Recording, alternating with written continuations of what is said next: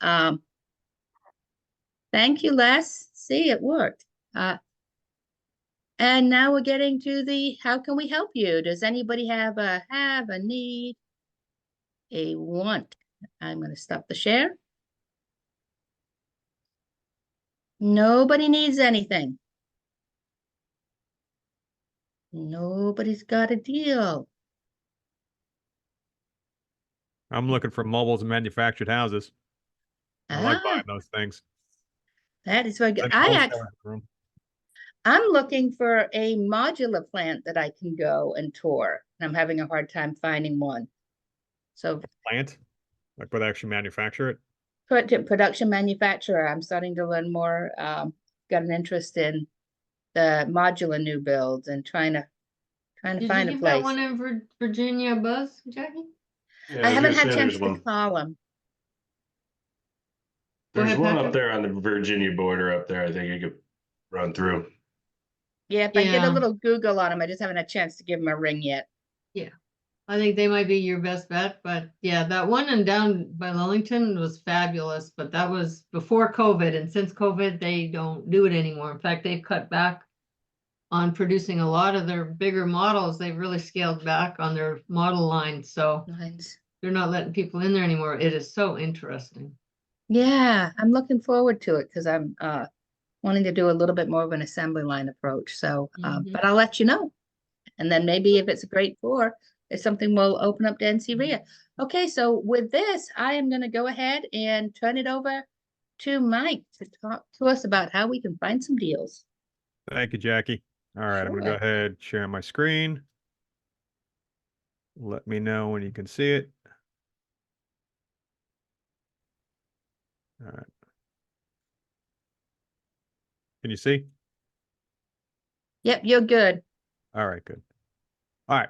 So my name is Mike Otranto. I run Wake County Home Buyers. Buy about 25 houses a year. I do fix and flip, buy and hold rentals, some light wholesaling. I buy directly from sellers and from wholesalers. Houseflow is a intellectual property consulting company that I have.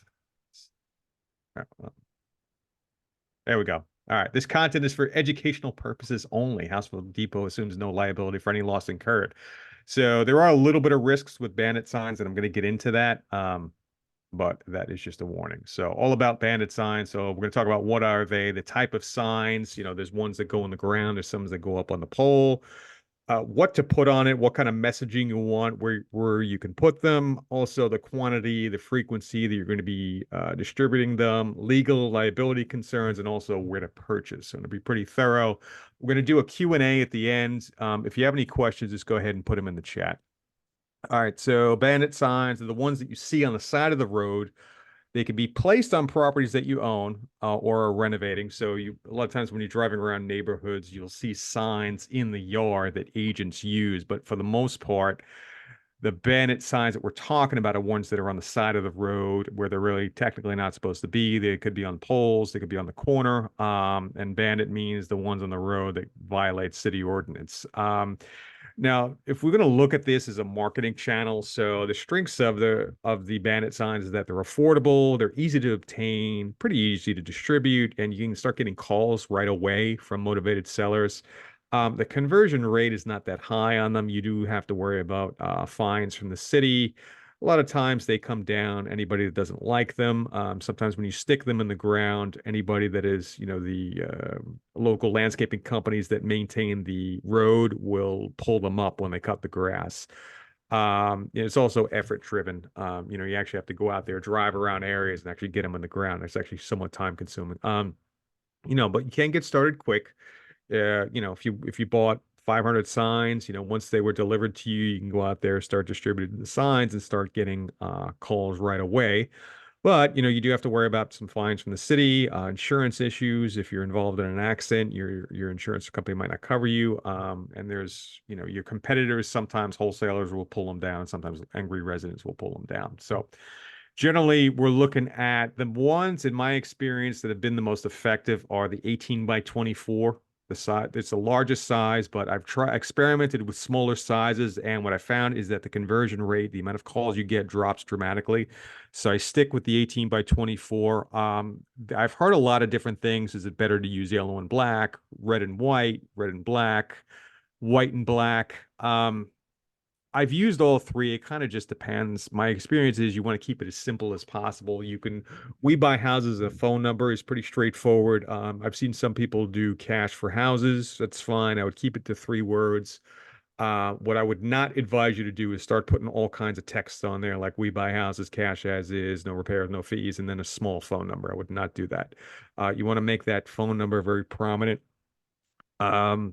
Nowadays, when I started putting these things out, this is back like 2010, 2011. So we weren't, the smartphones were just coming out, but a lot of people are still driving around with Blackberries. So, they had to actually write down the phone number. Now, I think most people are just going to zoom in on the sign and take a photo of it. So I don't have any data based on my experiences that say certain designs are better or convert better. But I would stress that you keep it simple. If you want to put your website on there, you can do that too, but you just make sure that it's simple and everything is very readable. It's very clear on what you want them to do. We buy houses and a phone number. There's such a thing called a blank, which is 18 by 24. It's going to be the same corrugated plastic, but it doesn't have any print on it. What you can do is take a industrial size large Sharpie marker and then write "We Buy Houses" and then a phone number on it. The only thing with that is the ink will fade with time. The sun has a tendency to bleach that ink out, so they're not going to last as long. The other thing too is it's, that's a lot of work writing out a couple hundred bandit signs. I would not recommend you put your cell phone number on there. Google Voice is perfectly fine for something like that, but I would customize the outbound message and just use the Google Voice number. So where you want to put them, all right. I've seen a lot of educational companies and books that say, okay, check with your local city ordinance to see if it's legal. There's never a time when this does not violate city ordinance, especially in Raleigh. To place these signs inside city limits is a violation. The city of Raleigh is particularly aggressive with enforcement, but there is something called an extraterritorial jurisdiction, an ETJ, which basically means there are certain sections of Wake County, assuming we're doing this in Wake County, like in between the border of Raleigh-Cary or Raleigh-Wendell, where the code enforcement officials technically don't have jurisdiction. I ran into this way back when it was actually the border of Raleigh and Cary, and we were putting them out there, and basically the guy told me that we can't give you a fine there, but you need to stop putting them there. Keep in mind that there was one time I was putting them out. It's like very early in the morning on a Sunday at like 4 a.m. way out in Fayetteville, and a sheriff pulled up behind me with the lights on. He started yelling at me. He basically said, I could cite you right now. If you're going to do that, don't pull over on the side of the road. We're a reflective vest. So really what that boils down to is if you get caught doing it, a sheriff or local law enforcement, they can give you a citation, even if they're not local code enforcement. He told me to wear a reflective vest and don't park on the side of the road. Go park where, I'm not going to obstruct the road. So just keep that in mind. So placement, so always remember your target audience. If code enforcement is the one that's calling you, then odds are the sign is in the wrong location. I just told you about the sheriff in Fuquay. The other thing you keep in mind that if you stop and you pull over on the side of the road and somebody rear ends you and you're standing there putting a sign out, your insurance company might not cover you. So just keep that in mind. There are generally areas where bandit signs are tolerated. They're not necessarily legal. They're just usually in these rural areas, especially when you start getting outside Wake County, you start going to Johnston County, Harnett, Cumberland County. They don't seem to be as aggressive with enforcing these things, especially when you were dealing with on-ramps and off-ramps, especially around 40 going south, and especially areas where you see other bandit signs. Like this is a pole where, you got landscaping companies, consignment shops, auto glass. If you put a sign on this corner, you're probably not going to have a problem because this is an example of where people have been putting signs there for a while and they've been up for a while and they're tolerated. So keep in mind that we're going to talk about flute direction now. So all the signs that you see there on the right-hand side on the pole, those are going to have vertical flutes or no horizontal flutes. And really what that'll do is when the wind blows, it'll prevent the sign from folding over. If you want to put the sign in the ground, you need vertical flutes so you can get the stand in there.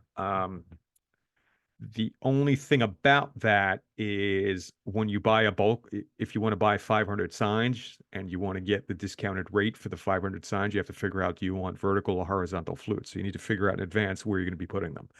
And again, if you fix a sign with vertical flutes onto the pole, it's going to fold over in the wind, and that's pretty much going to defeat the purpose of having the sign. Now, the advantage of the pole signs is they stay in place longer. They do have a tendency to arouse more angry residents, inspectors. On a pole like this, it wouldn't be that big of a deal, but the thing is you would have to go either really high or really low, and people might not notice it. But ground signs don't stay in place as long, so around this particular pole right here, I'm very familiar with this corner. I've seen signs get pulled up and discarded when the landscapers come and cut the grass. So, all right, where? So this is another example of an area where signs are tolerated. You see there's an actual sign, a legitimate sign there for Tony Lee Builders. Odds are he owns that lot. But you can see there's all different types of businesses here that are advertising their business. The grass is a little long, so when the landscapers come, odds are they're going to pull up all these signs, but the one stuck to the pole is going to stay. The ones on the side of the road, you do have to go ahead and get the stands. So you have options between 15-inch stands and 30-inch stands. The 30-inch stands are just more expensive. The only thing is when you do the really low stands, when the grass gets long, it can obscure the phone number. So you need to keep that in mind. There is a trick if you really want to cut costs, since the stands are about $1 and some change each. There's something you can go to Home Depot or Lowe's, and something called Mason ladder. What you can do is take a bolt cutter and start cutting up the Mason ladders in pieces, and it can actually work as a stand. So you can shave off, you can cut your costs back about 20-30%. I did that in the 2010, 2011 when I didn't have any money. So it's an option for you. Where are you going to be putting them? So this is Google Maps, Fayetteville, Fayetteville, Cumberland, Harnett, north of Fayetteville, Lee County, Sanford. I would advise you spread them out, always on the right-hand side of the road. And I think that you're much better off plotting your route on Google Maps first, since you can use the 360, where you can actually see what the corner is going to look like. Plan out your route first. I used to drive around for hours, and this was when I was not as familiar with North Carolina because I just moved here. But generally speaking, if we're looking at this map here, like all around 95, if you're in these sections, you can see these main roads here. Those are going to have ample opportunities to put down signs. I wouldn't recommend you put it in like downtown Fayetteville. Odds are it's going to get taken up quickly, and more often than not, then code enforcement might actually call you. But when you start working outside this downtown area, odds are you're not going to have a problem. So off ramps, sometimes you can put them in shopping centers, but sometimes in shopping centers, a lot of times they can come down pretty quickly. By stop signs toward the right. Sometimes you can put it right at the base of the stop sign. I always recommend putting them on the right-hand side of the road. If you ever notice when you're driving down the major highways, most of the billboards are to the right, and I've actually called those billboards. The ones on the right are more expensive than the ones on the left. They get noticed more, and the companies are actually able to charge people more money because it's on the right side of the road, and apparently they get more impressions and more engagement.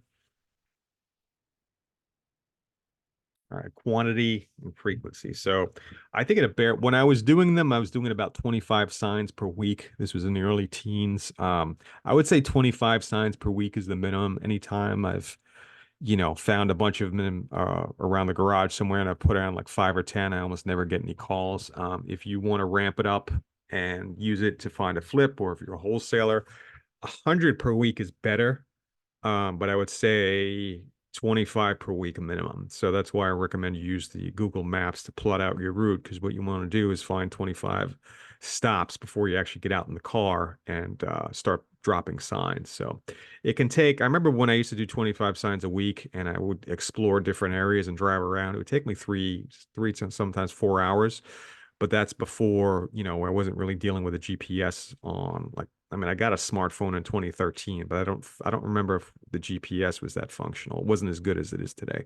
So, the feedback I get from other people in the industry is that 500, you should get one deal for every 500 signs. And if the 500 signs, I'm going to go into costs in a little bit, but if you spend about $1,000 on 500 signs and you get one deal, then your cost per deal is about $1,000. So, you know, the average wholesale fee in my experience now is $10,000 to $15,000, sometimes more than that. So if you know, if it costs you $1,200 to buy a deal, you're ahead of the game there. So 500 signs should do it, but you would have to figure out in advance, you know, are you putting them on poles or are you putting them on the ground? All right, where to buy?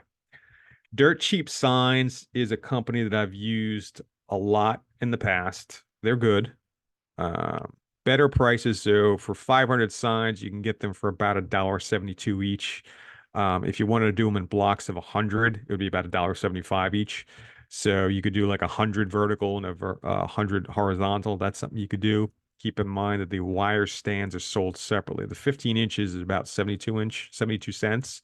And it's going to be the same principle where, you know, if you're buying 500 signs and they're horizontal flutes, you're going to need,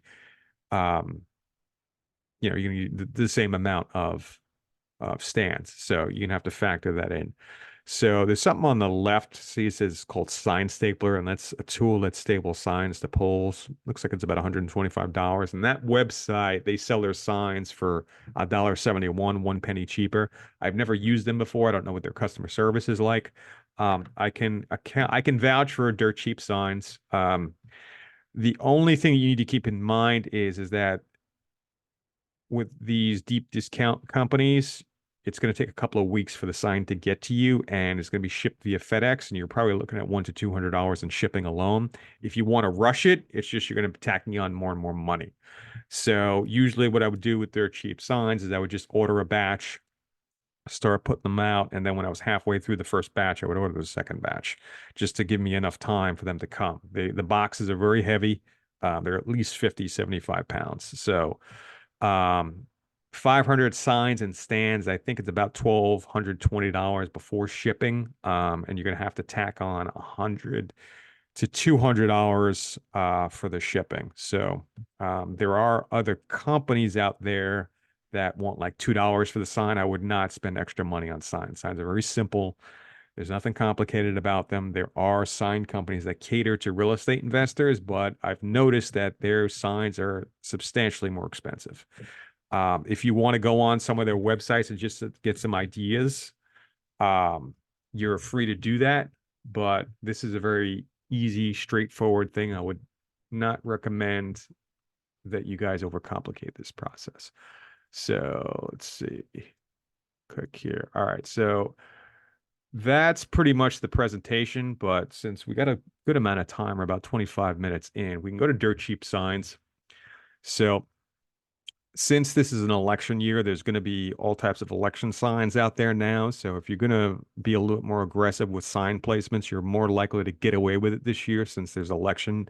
So technically, like, you have to get a sign permit to put anything out, but during an election year, people kind of get away with it. People just put a bunch of signs out, and the local city ordinance kind of turn a blind eye to it. But I would recommend you don't start putting like 4 signs per intersection inside the city limits of Raleigh, every intersection. That's how you're going to get in trouble. But so if you go here, you go to yard signs. Let's see. And then so they have templates like the We Buy Houses sign right there. I mean, it's pretty straightforward. And they have like quick debt relief, We Buy Houses. I probably wouldn't even bother with that. Sell your house fast. I mean, you can kind of, whether or not these signs work better than others, the only thing I would keep in mind is if someone has a smartphone and they're going to take a photo of it, you want to absolutely make sure that when they take the photo, they know what the phone number is. The other thing that I've run into is in Raleigh, where we're at now, we have some 919 area codes. We have some 910 area codes. We have some 252 area codes, depending on how far east you go. I would go ahead and put the area code in there just in case. It's because you want to be able to put these signs wherever you want. And if you're only doing it in the Wake County area, you can kind of get away with not putting an area code in there. But I've learned it's just better to put that area code in there so that otherwise you won't get the call and that kind of defeats the purpose. So I would not bother with this in the middle. This is something here where this is technically a blank where you kind of write your phone number in there. The only thing is that as time goes on, the sun is going to bleach out that phone number and not going to be able to see it. Yeah, I mean, if you want to put your website here, I've always used this style or this style. And that's what I've used to judge, or even this one actually isn't bad. Right here, cash for your house, and then a phone number, but I would want the extension in there. I would probably avoid these because there's just too much going on those things. So, keep it simple. Pretty straightforward. There's nothing complicated about them. 20, at least 25 signs a week, spread them out. So that's pretty much it. Let me know what questions you guys have.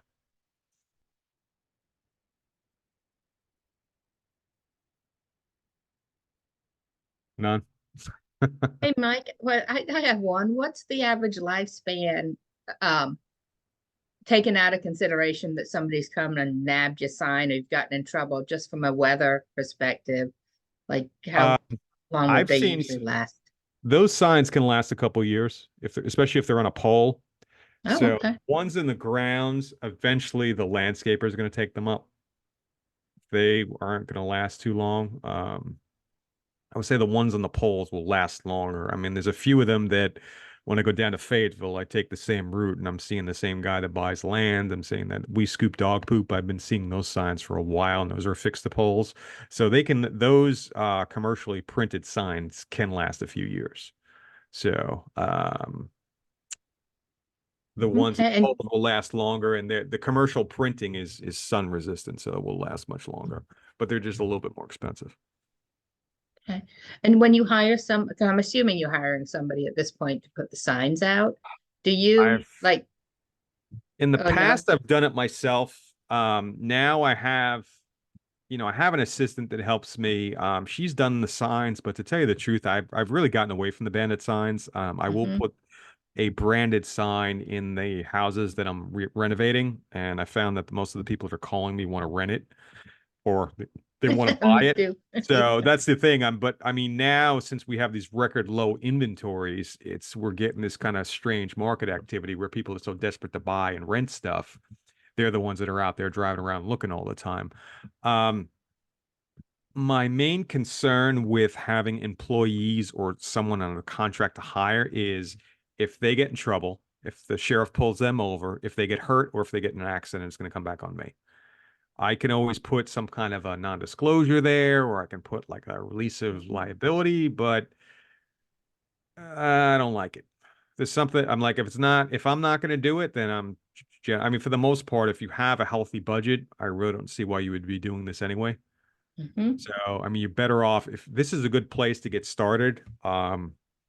Especially if you're looking for a really low cost way of, finding a deal. Maybe if you're a landlord, I know that, you're not going to have budget for huge assignment fees. So I know a lot of the guys that like rental property will put these things out, but they're doing it themselves. And they go out on Sunday mornings. I mean, you get a lot of traffic on Friday evenings, but the roads are crowded.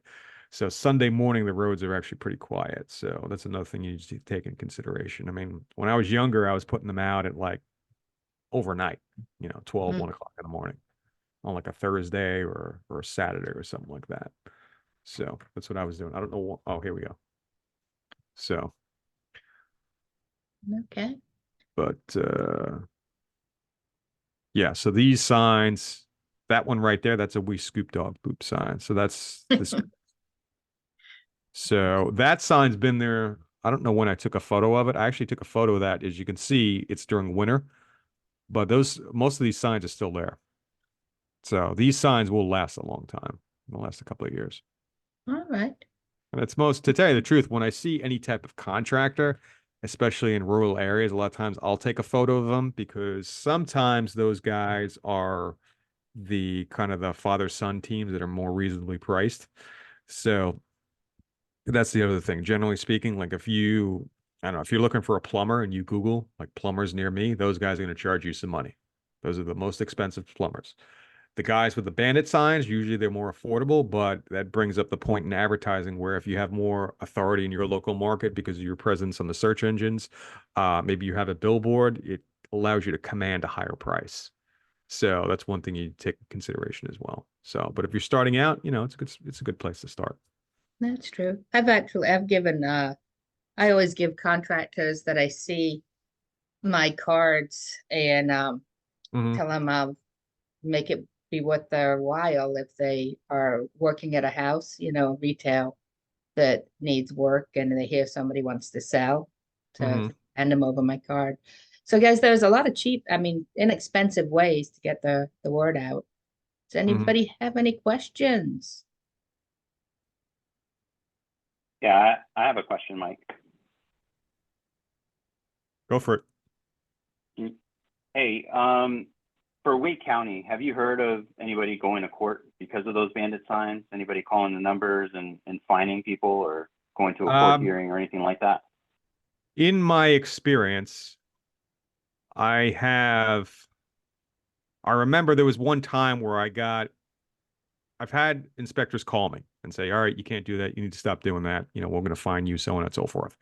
I've had some people go to the website and fill out like a warning. What Raleigh does is the first time you get caught, you get a warning. And then if you do it again, you get a fine. I had somebody send something to me certified mail to where I lived, and that was kind of weird. But when I thought back, I was slamming these things to a pole very aggressively during Friday evening traffic, and I think what happened is this is probably like 2013. Still, somebody probably like took a photo of what I was doing and then sent it to an inspector. I've heard some states what they'll do is they've gotten very aggressive with it where what they'll do is call the sign, say, okay, come meet me at this property. I want to sell my house. Come meet me at this house. And then whoever shows up gets a fine. I have not heard about that in Wake County, but generally speaking, like if we want to go to maps, let's do that because we got time. Mhm. Let's go to Google Maps for a second.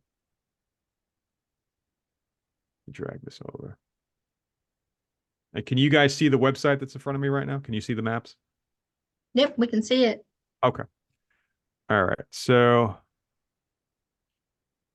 keep in mind the extraterritorial jurisdiction I was talking about.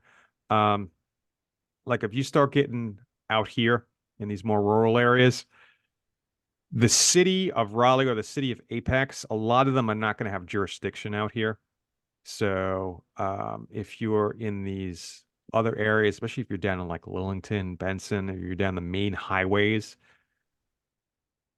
especially here. So if you zoom in, see this little yellow guy on the bottom, what you do is click them, drag them over, drop them, and that's going to tell you what the off-ramp looks like. So you can see here, there's signs there.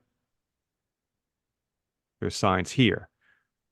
These are good areas for signs. The only thing is you need to be careful how busy the roads are. So if you're going to drop signs here, you might as well just pull over on the side of the road.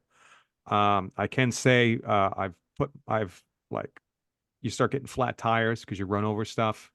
Your alignment gets all screwed up. So, it kind of comes with the territory. But if you drop a sign here or fix it to a pole, I mean, unless a cop sees you, he might warn you. I mean, he technically can fine you. I don't think you're going to have a problem in an area like this, especially where there's so many signs. This is an example. See, there's signs over here. So this is an example of a section where they're not technically legal, but they're tolerated. And if you look at it, I mean, this is pretty far south, but I live in this area now, and when I go to get coffee in the morning, it's like 20 minutes. There's traffic everywhere. So, like, I mean, so many people are moving out of Wake County because it's gotten so expensive. There's traffic everywhere now, but I mean, you can ride 40 and then just hit the off ramps down here, sections of White Oak, or even those look like interchanges. But let me see here. Drop that. All right, so there's no place to pull over, but it's better I know that now than before I drive there.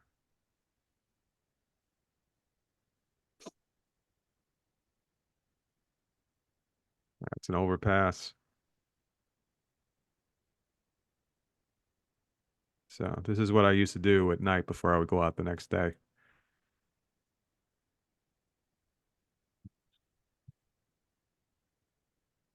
This is like a nice kind of area. You probably get away with it over here. Seeing you can pull over your car.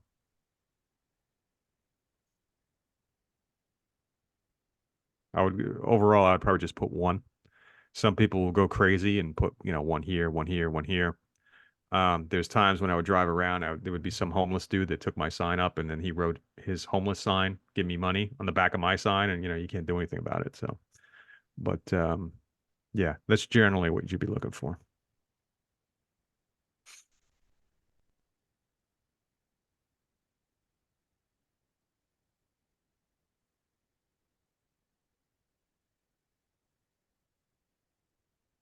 I'm pretty sure extraterritorial jurisdiction.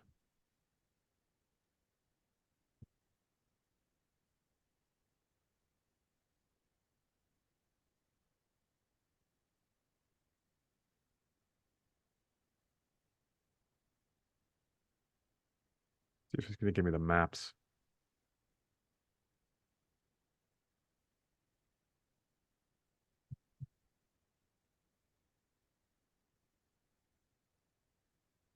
All right, so this is probably the different. Oh, come on. Anyway.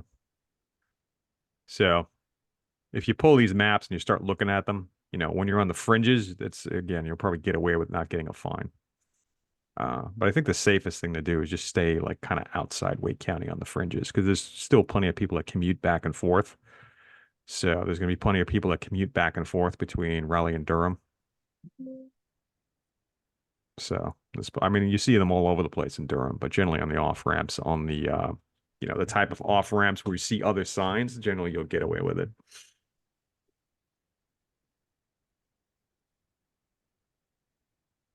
Any other questions? No, that makes sense. No.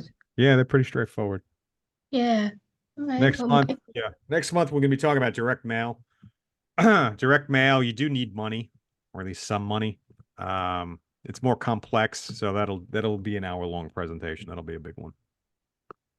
Oh, wonderful. Is Mikey gonna teach them how to pull down lists or? With direct mail, it's kind of like where you're getting your lists, what kind of media you're using, whether you're using postcards, letters, how often you're sending them, how many times do you want to send them, and then you got to figure out how much money you want to spend. So Right, that will be that'll be a good one. It's gonna be a big. it'll be a good topic. one.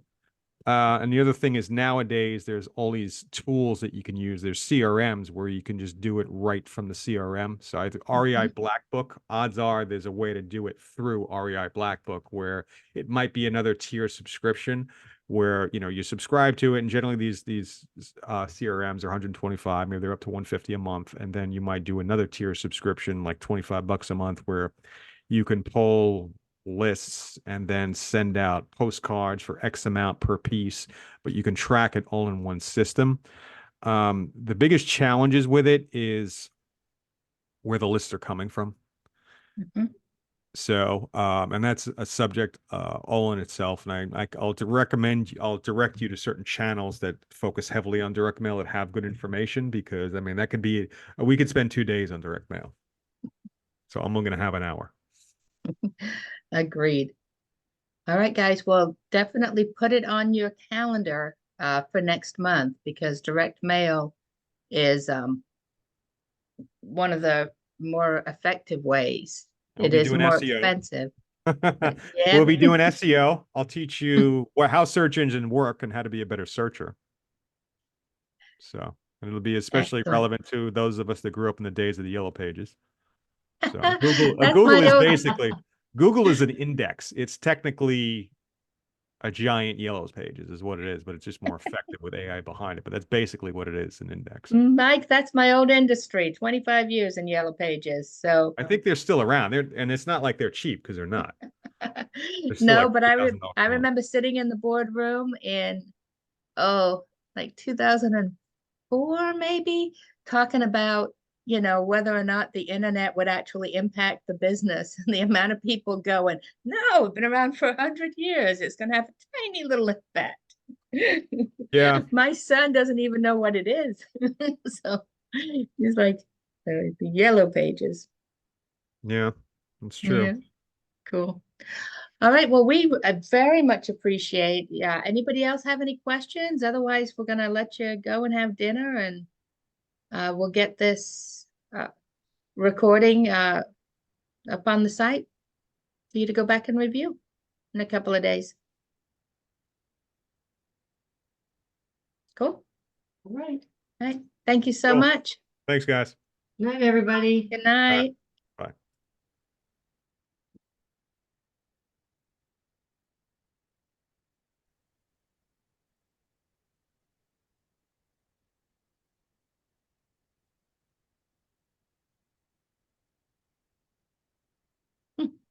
I don't know how to kick them off.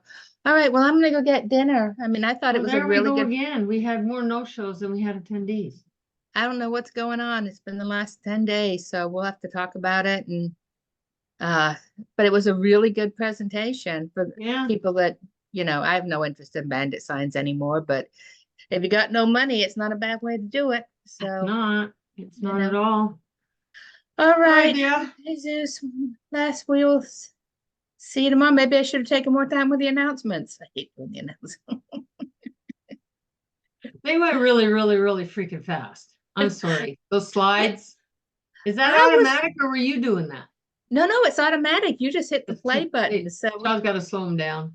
gotta slow it down unless it's pre-programmed that way on my computer. I know. I was like, No, she does. whoa. I'm just going boink, boink, boink, I boink. know. And you couldn't even, your eyes couldn't even focus on the slide before it was gone.